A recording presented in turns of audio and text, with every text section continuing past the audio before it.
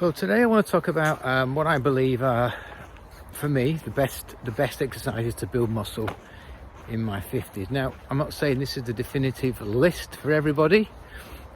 These are the 5 main exercises that I use within my workouts to give the look and aesthetic that I want, and to sort of help me maintain and build muscle mass without too much effort, should we say, like too much time. I think these exercises give you the best bang for your buck. Now, I think what we've got to remember is, as we're getting older, as I'm sure you'll agree, we've all got our ailments. There's issues somewhere in the body. For me at the moment, it's my back, my shoulder. I've got issues in my quad. So the exercise choice that I make, that I'm highlighting today, are based around the issues that I've got. I have to work around certain issues, which means I have to avoid certain exercises. So that could be slightly different for you. You may have no problems. You can maybe do any exercise you want, or you maybe there's certain parts of your body you just can't do hardly anything.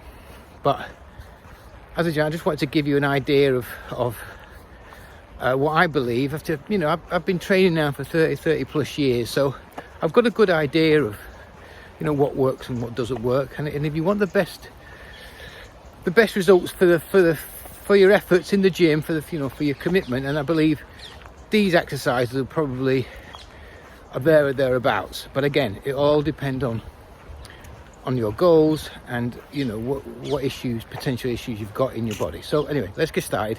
So I think, to be honest, for the first one, I'm going to say I do think every man should be doing this, which is push-ups.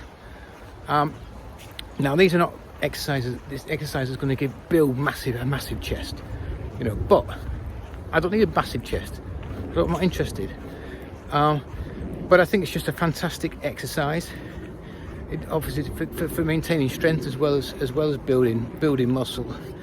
And I think it's just a great exercise that you can do now, and you can do this for the next 20-30 years. You don't have to be in a gym. You can any location, wherever you are. If you're traveling, if you're in a situation where you haven't got time to go to the gym, you can always do push-ups. So I think everyone, every man over 50 should be doing push-ups as regular as they can. I do think though, when you get to a point where you can do 20-30 quite easily, then I think that you need to start adding resistance in there, maybe looking at different variations.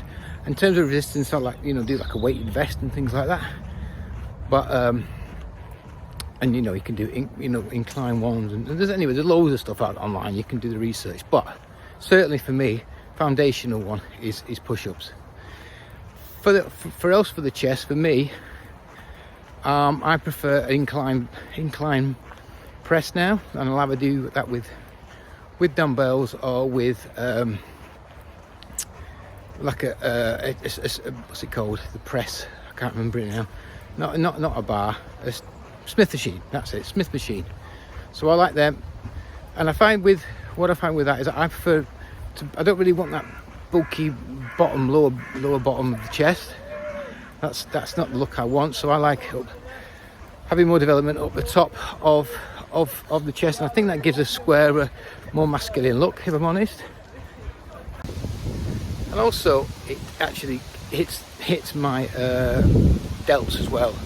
So I've had a couple of issues with rotator cuffs. I've just about managed to fix them. They're sort of back to almost being normal, i.e. not painful, but I don't want to risk damaging them again. So I really struggle doing direct pressing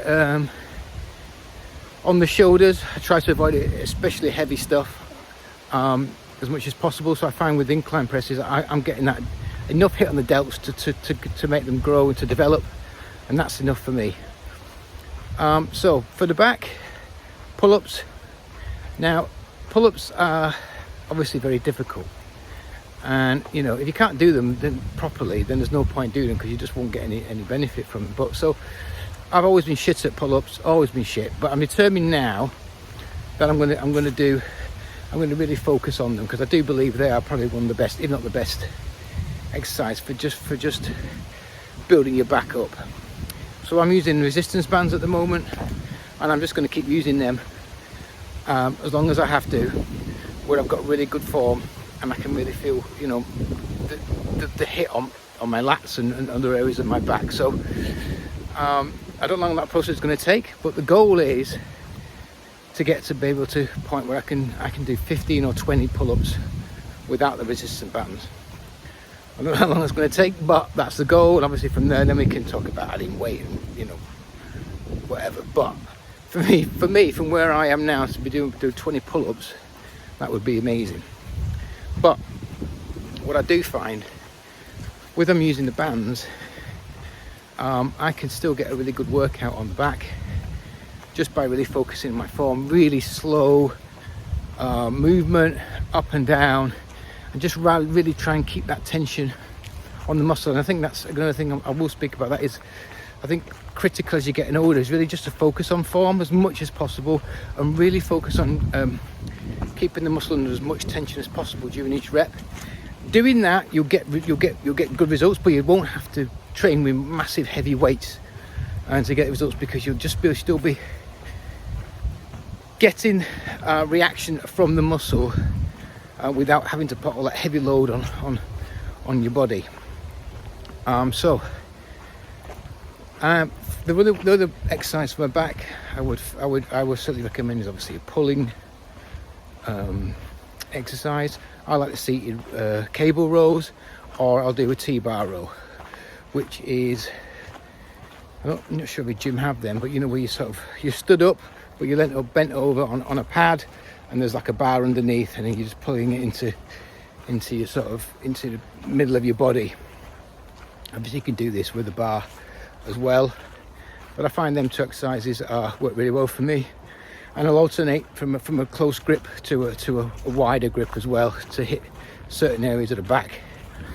Finally, for the legs, because of my back issues, I can't do barbell squats anymore. Well, not anymore. At the moment, I can't do them.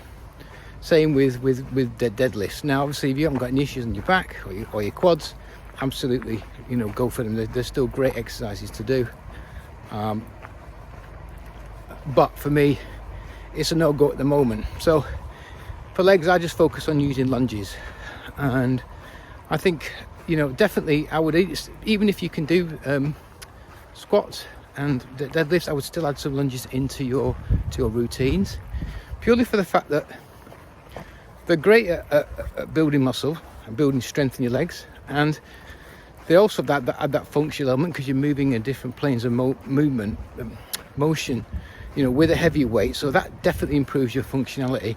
And also I like them because, you know, if you're doing like for example, I'd like to do walking lunges as well, and they did get your heart rate up. So I find that, you know, adding lunges in, especially with the supersets that I do as well, as part of a superset, my heart rate's up. You know, I'm sweating at the end of the set, you know, when I finish the superset. So I'm getting that cardiovascular hit. I'm also, you know, burning more calories during the workout. So for me, I love lunges. I love just everything about them. I think they're just a great exercise that I don't see many people do. Mainly because they're difficult, and a lot of people have issues with their knees, especially so the front lunges is a big problem. But even with issues with your knees, you can do reverse lunges, static lunges. They work just as well. And again, with control form, fabulous exercise.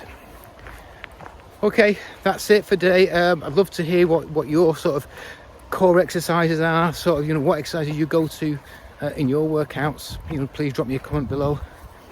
And you know, if you are struggling to get started with weights, with the weights again, or you know, you need new ideas, there'll be a couple of resources in the description below that you can use, and hopefully that help you out. Okay guys, I'll see you in the next one.